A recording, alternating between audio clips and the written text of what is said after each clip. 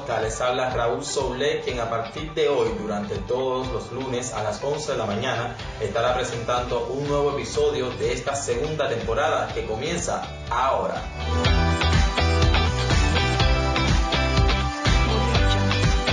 En el día de hoy les traigo un programa que les interesará mucho escuchar. Hablaremos de literatura, de música tradicional cubana, periodismo y sobre todo de Cuba, gracias a la participación especial de nuestra primera invitada en esta temporada, la escritora y periodista María Matienzo.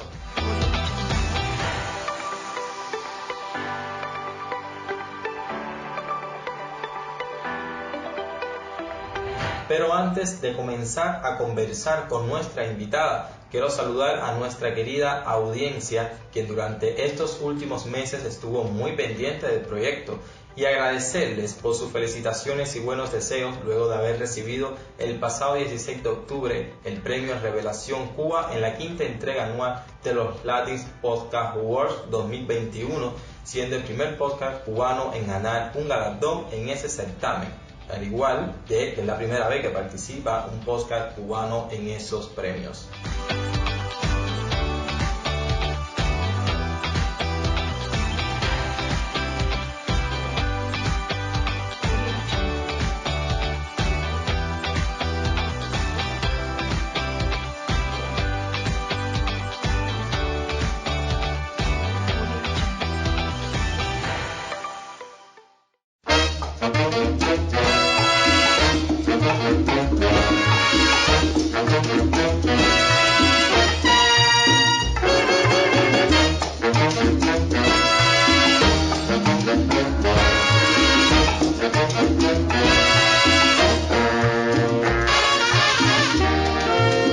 Bueno, hoy en nuestro programa tenemos de invitada a María Matienzo, editora, escritora y periodista. Muchas gracias, María, por aceptar nuestra invitación a Estéreo Podcast, a este episodio que pertenece a la segunda temporada. Bienvenida, ¿cómo te encuentras? Muchísimas gracias, niño, pero qué voz más linda tú tienes. Ay, gracias, no lo diga dos veces que no lo creo. María, vamos a estar conversando un poco acerca de tu trayectoria como escritora, periodista, esa mujer guerrera, empoderada, cimarrona. Vamos a empezar con un té o un café, aunque nuestros, las personas que nos están escuchando no lo puedan ver, pero no importa, lo dejaremos para otro momento. Bueno, te digo en mis tazas nuevas, ¿no? Que sabes que son como una especie de bienvenida a todos los amigos que vienen por acá. Bueno, tazas nuevas pero que tienen historia, porque por algo son tazas antiguas, tazas que compro de trasmano, por lo general son desiguales, pero ahí están. Bueno, las preguntas son sencillas, son pocas preguntas, vamos a estar conversando, te voy a interrumpir cuando quieras, igual tú también lo puedes hacer, siéntete libre de decir lo que quieras. Cuéntanos un poco sobre tus inicios en la literatura, qué te impulsó a escribir y cuál fue tu primer texto. Bueno, esa es una pregunta bien difícil. Porque bueno, aunque no te diga mi edad, sí tengo que decirte que yo no tengo un inicio en la literatura, o yo no sé cuál puede ser mi primer texto, porque desde que tengo uso de conciencia estoy segura que lo que quiero es escribir. Yo estoy así como, o sea, yo estoy haciendo lo que yo sabía que yo quería hacer desde que era niña.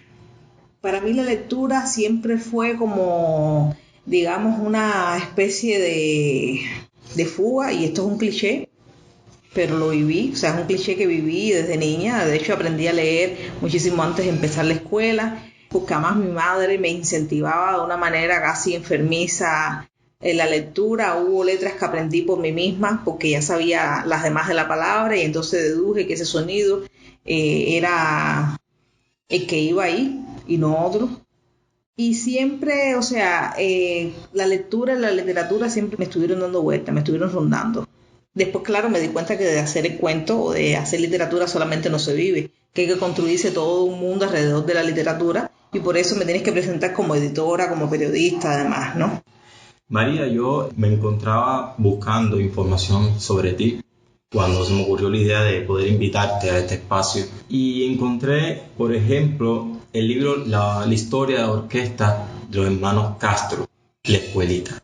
¿por qué quisiste narrar la historia de la orquesta de los hermanos Castro? ¿Qué enseñanza te llevaste durante los 10 años de investigación que te llevó a hacerlo? Bueno, el problema de esto de la literatura, porque es un problema, no te creas que no es un privilegio, no es un don, es una necesidad tremenda de contarlo todo. Es que cuando llegas a una casa y te encuentras que hay un bulto de papeles viejos y empiezas a husmear en ellos, te das cuenta que hay una historia para contar. Y esa historia te va enredando tanto que puedes llegar a 10 años de investigación. Porque de los papeles de la casa brincas para los papeles de la biblioteca, de los papeles de la biblioteca brincas para las entrevistas de las personas que todavía están vivas, brincas a querer escuchar la música sobre la que vas a hablar. Y como la música no está desligada del resto del mundo, o del resto de la Cuba que era en esa época, también entonces tienes que aprender de cómo era esa Cuba y que tanto nos han silenciado. Entonces creo que haber investigado sobre la orquesta Hermanos Castro me abrió el espectro muchísimo más de lo que yo pensaba que tenía en ese momento sobre qué era Cuba antes del 59 y qué fue después también. O sea, ¿por qué los silencios ahora? ¿Por qué estas especies de venganzas que vienen ahora contra la cultura?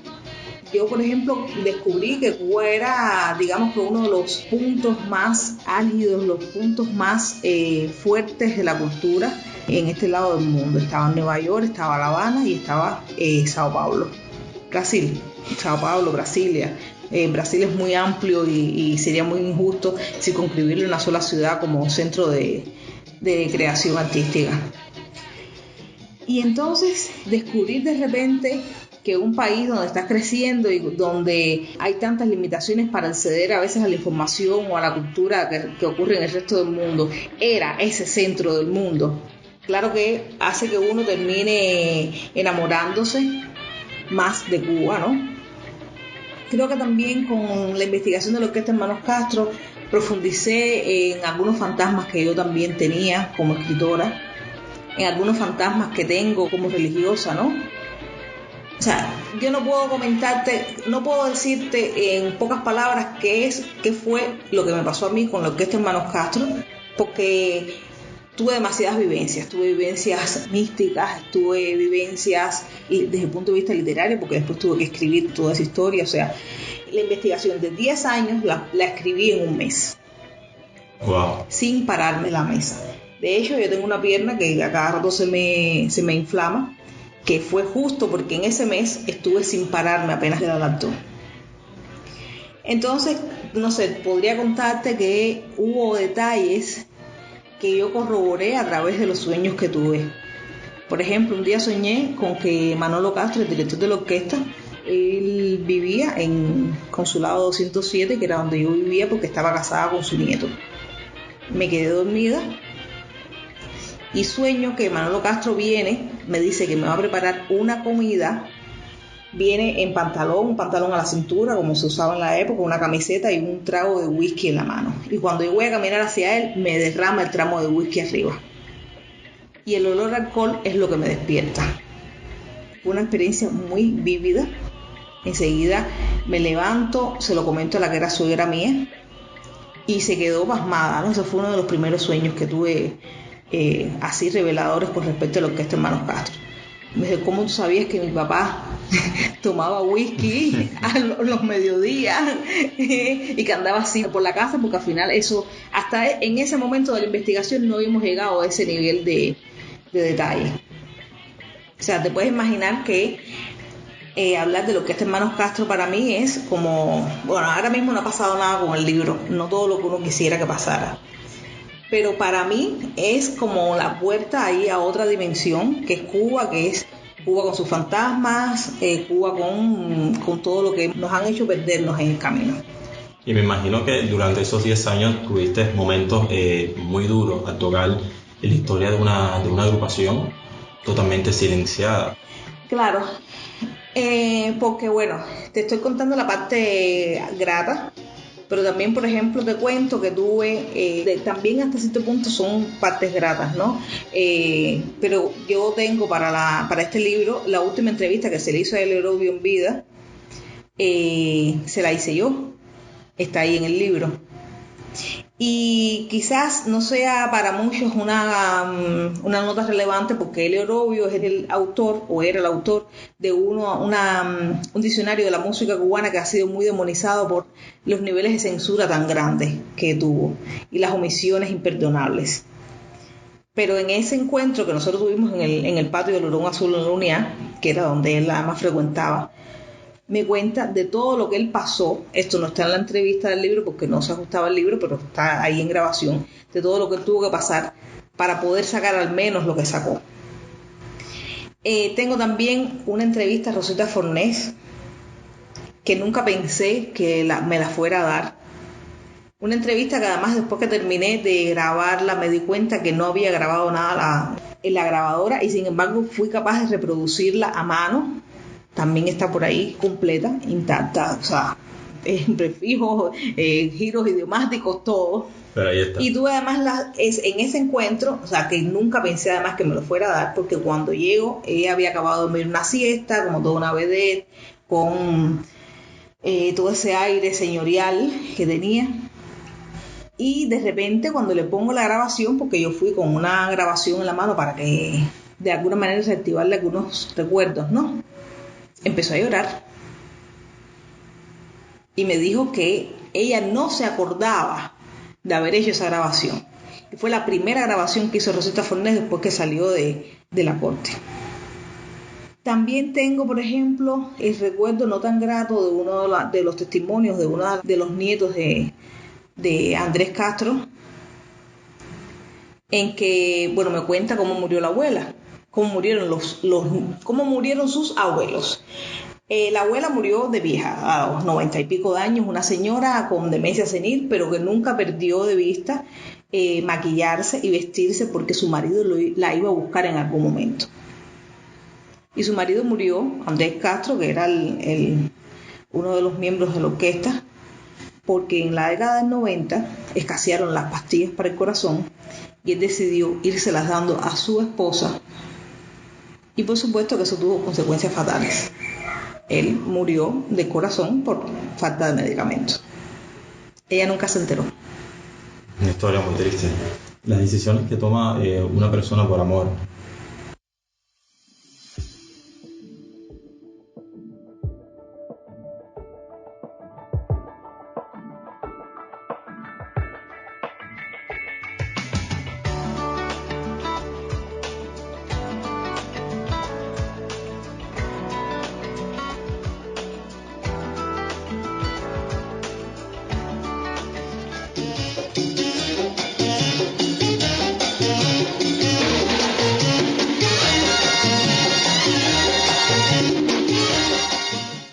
Y ven acá, sería absurdo creer que la omisión de la orquesta de los hermanos Castro se deba a la similitud de los apellidos. No es para nada absurdo. Justo ese era uno de los motivos.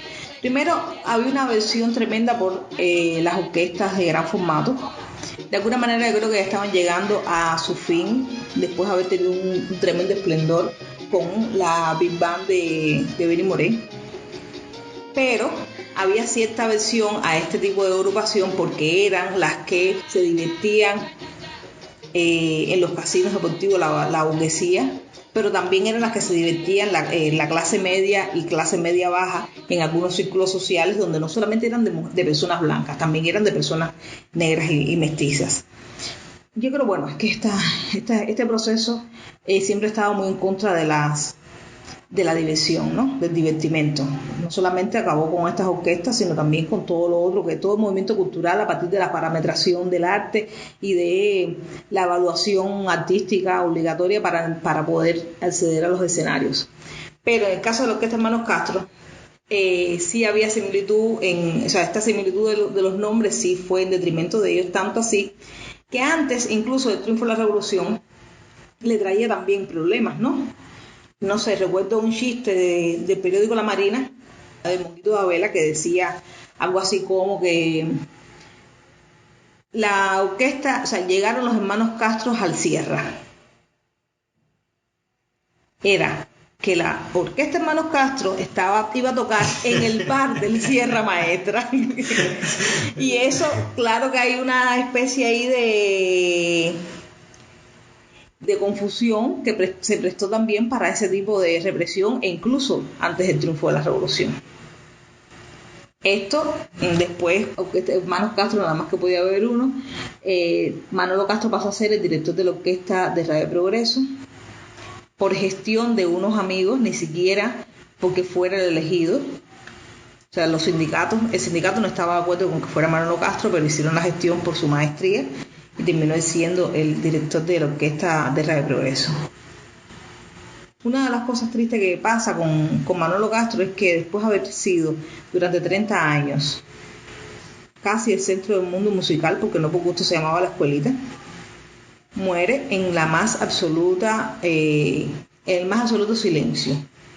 Un detalle, por ejemplo, la familia de la orquesta Manos Castro tenía un piano de cola en la sala, espacio para eso tenían, y un juego de muebles Luis XV, y por las apariencias vendieron el piano y cambiaron el juego de muebles por algo más moderno, pero por supuesto de mucho menos calidad.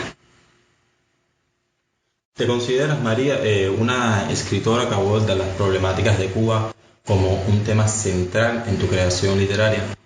Yo he tratado siempre de dividir lo que es hacer periodismo de lo que es mi literatura. No creo que siempre lo logre. Por ejemplo, tengo por ahí un cuento que está en una antología que se llama Mientras recuerdo al secretario general del partido, y es un asesino en serie. En la ciudad hay un asesino en serie y resulta que está muy, muy vinculado a la organización, para no decirte por dónde va la cosa, pero lo intento, pero no lo logro. En esta misma novela de Elizabeth Aún juega las muñecas. Que de hecho que ahorita no vas a leer un fragmento del libro. Bueno, yo quería leerte otra cosa. Bueno, igual, es válido las dos cosas. En Elizabeth Aún juega las muñecas trato de evadir la cuestión política, pero hay personajes oscuros, como los tenemos nosotros a veces, vigilándonos en las esquinas.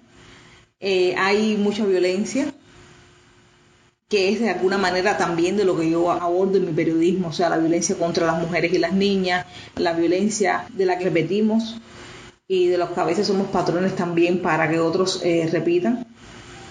Y he tratado de dividir, de fragmentarme en estas dos corrientes, pero al final me doy cuenta que es casi imposible. Hace un momento me estabas mencionando a Elizabeth Aún juega las muñecas, perteneciente a la colección Mujeres de Nieve. ¿Tú consideras que tu novela se enmarca dentro de la ficción o tiene algún reflejo de realismo? Bueno, por lo general las novelas son ficción, a no ser que sean novelas hiperrealistas, sean novelas que tengan mucho más de periodismo o sean testimonios o testimoniales, ¿no? Pero por lo general, o sea, hablar de novelas, hablar ya de por sí de ficción. Pero si dentro de esa ficción además vas a agregarle elementos fantásticos, sí, ahí estoy yo.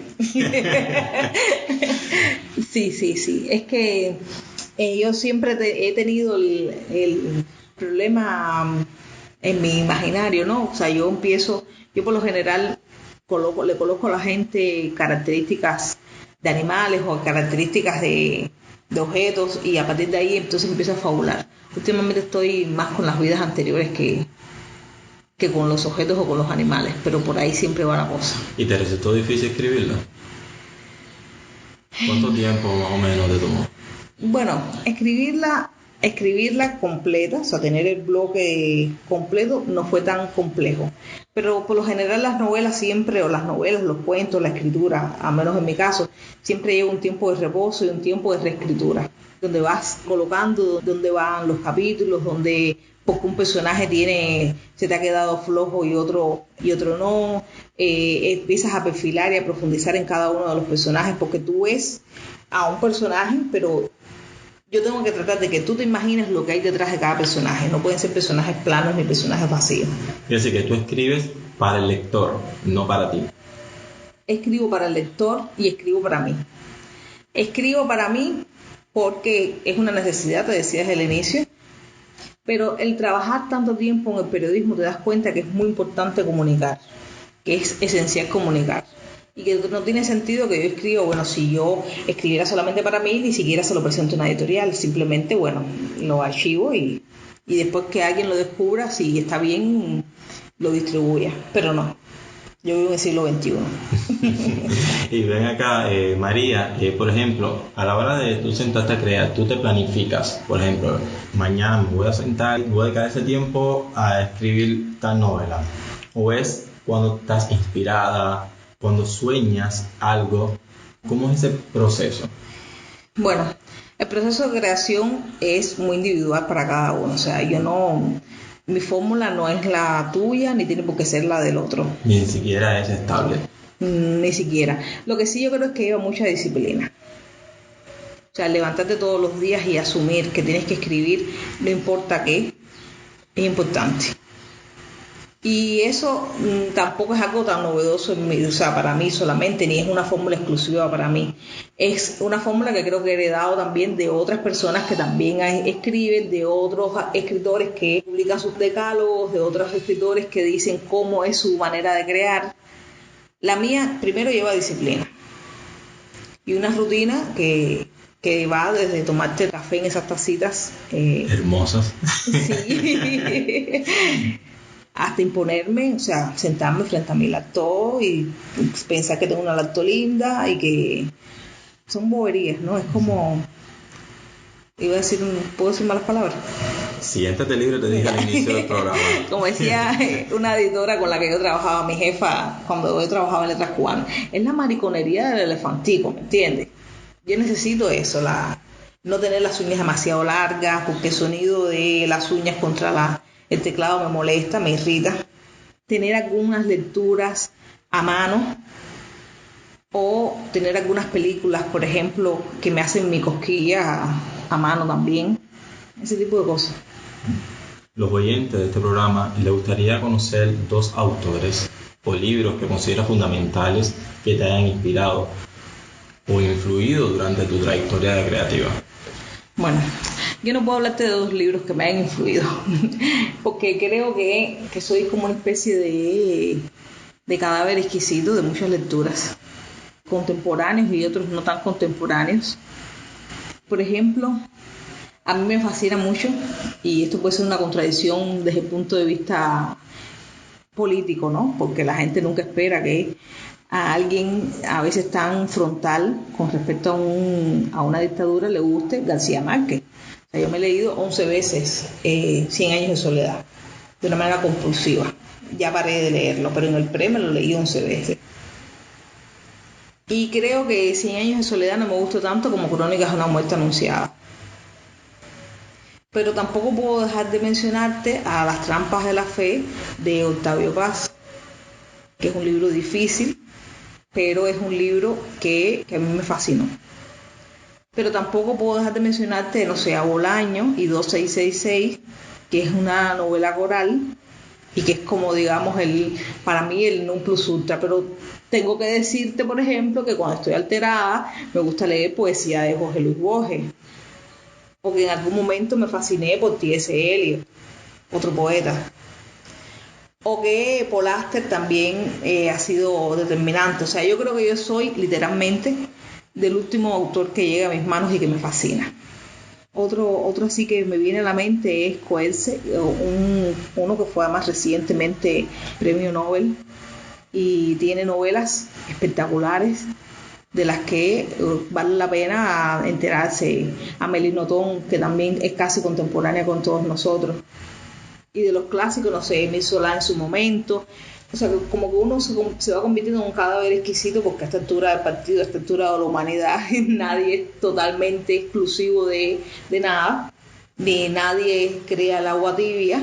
Somos el resultado de todo eso. En algún momento tuve mi etapa de Poe, de Edgar Allan Poe, que me fascinaba, pero también tuve mi etapa de Hemingway, pero también tuve mi etapa de John Dos Passos, o sea, de Gertrude Stein.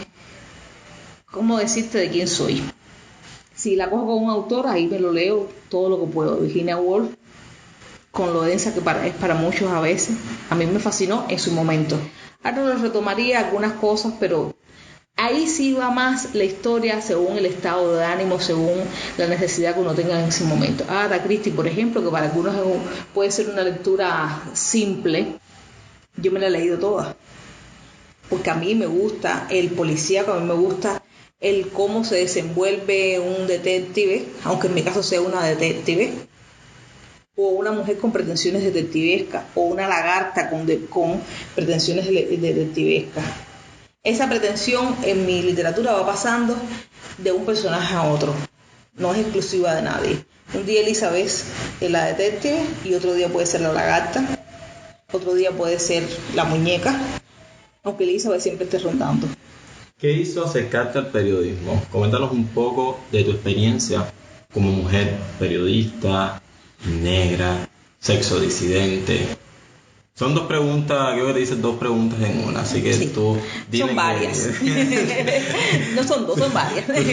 Tú responde ahí, nosotros escuchamos. Bueno, primero a mí me parece que la gente tiene que vivir de algo. ¿Estás diciendo que con la literatura uno se muere de hambre? Claro, nadie. Tú revisas, o sea, tengo que llegar a ser premio Nobel y todavía para eso falta mucho. Los escritores siempre hacen algo más, ya sea dar conferencias, ya sea editar, ya sea hacer periodismo. Y a mí me pareció que la manera que más se ajustaba a mis inquietudes también cívicas era el hacer periodismo. Y a la misma vez, por supuesto, o sea, escribir, publicar y que me paguen por eso. Lo ideal sería que me empezaran a pagar por mis libros, aunque ya algo ha llegado, pero no lo suficiente como para vivir en este mundo cruel.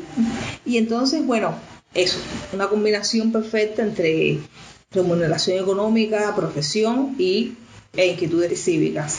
¿Cómo lo combino? Justo por ahí, ¿no? Por la parte de mi responsabilidad social con el resto de la humanidad y conmigo misma también, porque es muy rico dormir sabiendo que dijiste lo que pensabas, que dijiste que denunciaste con un atropello, que denunciaste con una violación de los derechos humanos.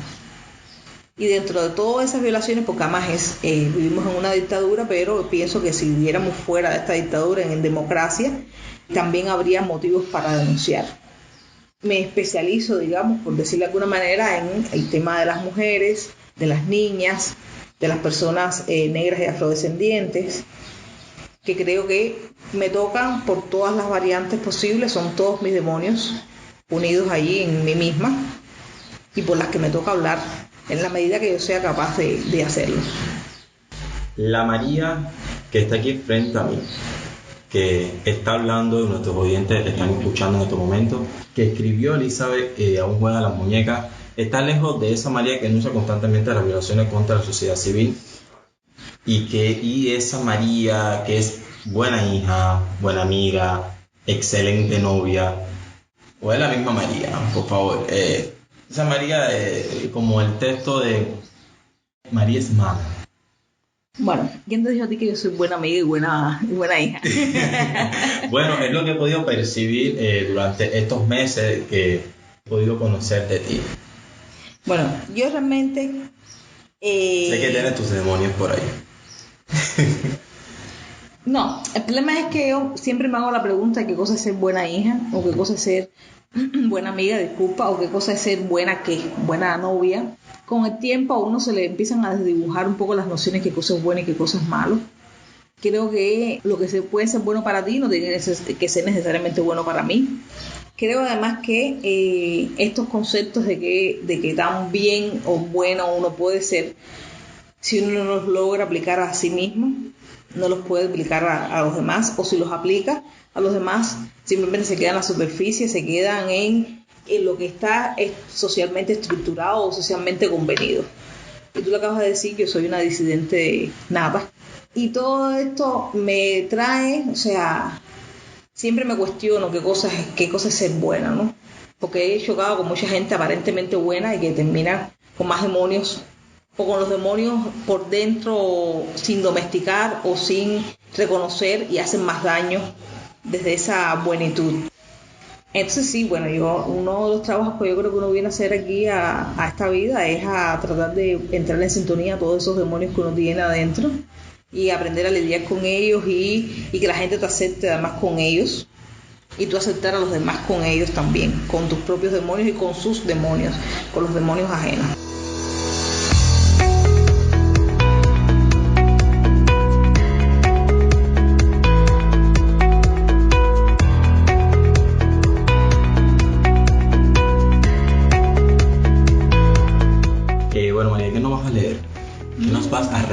nosotros. Voy a regalarles un fragmento de esta novela corta, o sea, son 2 novelas, una se llama Zoológico y otra Circo. Un fragmento de Zoológico, son novelas inéditas, pero que creo que si las empiezo a socializar van a terminar enganchándome y cambiando los detalles que tengo por cambiar. Y bueno, quizás, no sé, ponerla en concurso, en alguna editorial, quién sabe. Bueno, vamos a escuchar. Se llama Zoológico, te dije.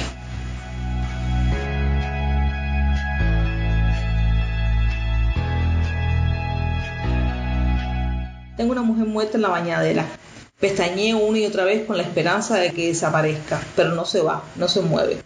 Me siento las palpitaciones del cuello en la garganta. Respiro para no vomitar, no agravar la situación.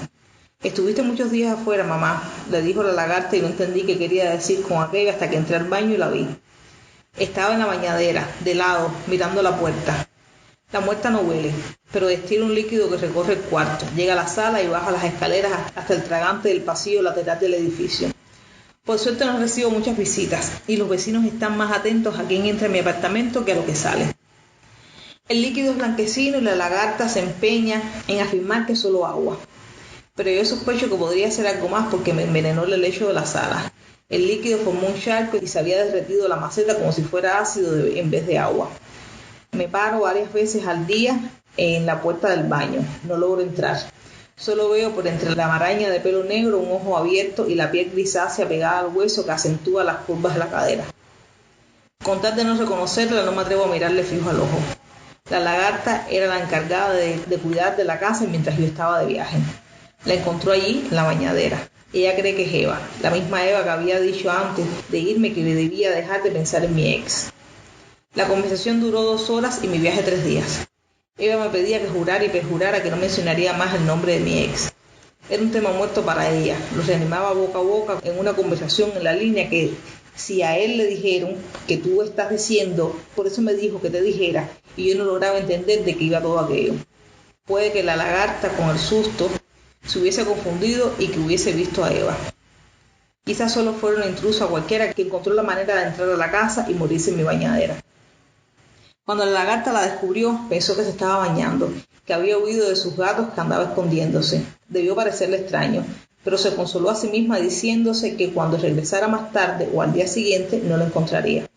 Por suerte no vino, no me vio, fue lo que pensé, me dijo la lagarta, pero estoy segura de que era Eva, de eso sí estoy segura. Te lo juro por ese yemayá que tengo hecho.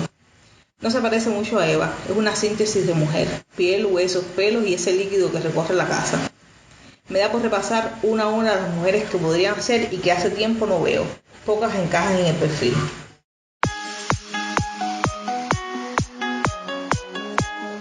¿Dónde podemos encontrar alguna de tus obras? Bueno, mis obras las puedes encontrar en cualquier parte, pero en Cuba. Bueno, tenemos muchas personas que nos están escuchando fuera de Cuba.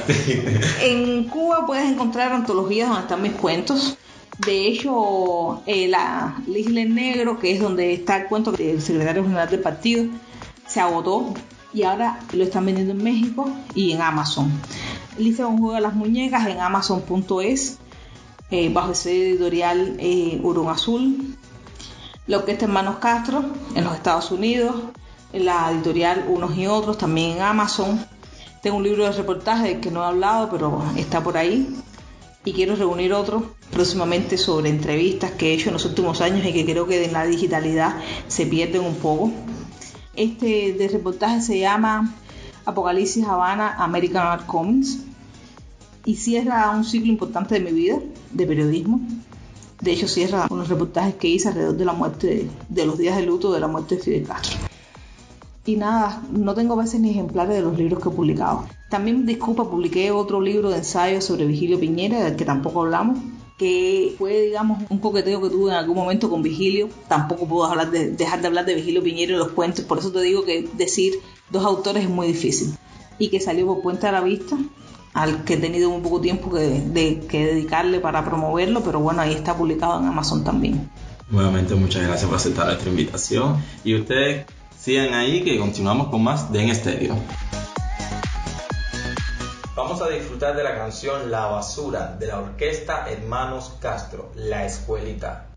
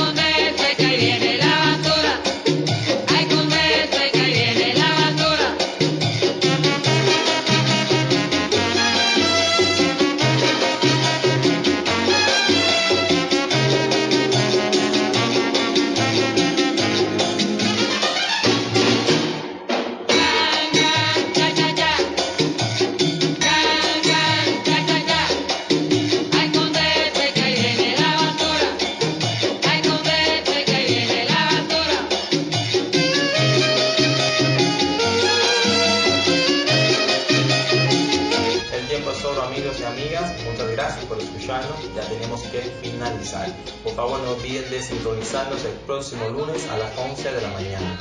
Recuerden seguirnos en nuestras redes sociales y compartir nuestro contenido. Soy Raúl Soble López y vuelvo la próxima semana. Chao.